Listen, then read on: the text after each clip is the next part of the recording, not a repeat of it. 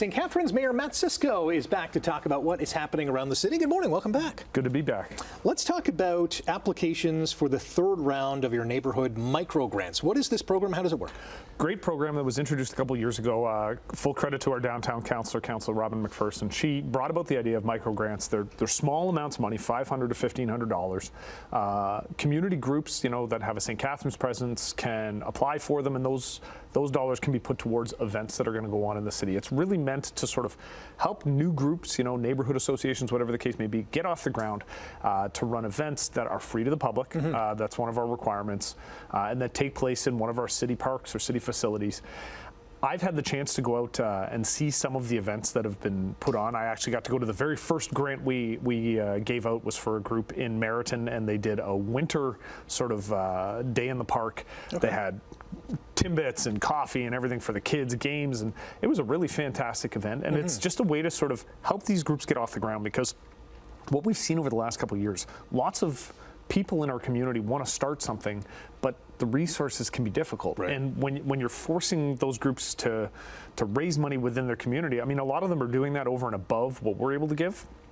But in some of the more, financially disadvantaged parts of the city, that can be really difficult. So this is sort of the nudge to get them over that tipping point, that start to get up and running. And once people see what they're doing, we find that a lot of businesses are more willing to give money, so this is our help to give them a little bit of a push. And this really spurs community engagement, people getting together, with a common good in mind and having a good time. And that's it, and it further sort of, the conversations between neighbors, because a lot of these are just their neighborhood groups, right, neighborhood associations.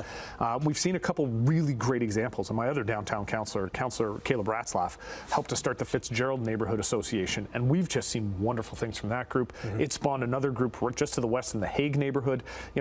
I really want to see more of these neighborhood associations, and this microgrant program helps to facilitate that.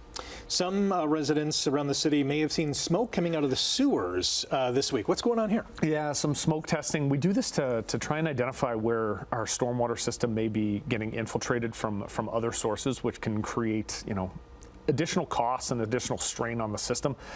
This is what can lead to sort of flooding in basements and things like that. So we're doing the stormwater testing just to see where that infiltration might be taking place. Whenever we do this, we always get some concerns from residents. I would admit, if I saw smoke coming out of a pipe in the basement, what's going on down there? What's going on there?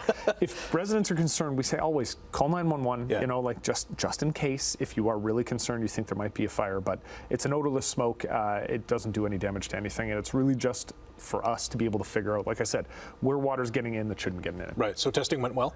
It's gone well. Yeah. There's another day of it. It goes to tomorrow.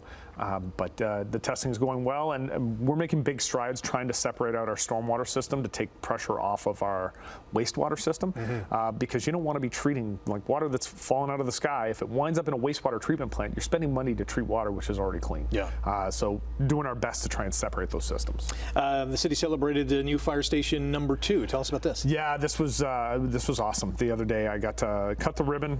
My scissors kind of malfunctioned, but it happens. The fire department, because they're always prepared, they brought their own scissors. Nice. The chief's scissors worked perfectly, so we were good.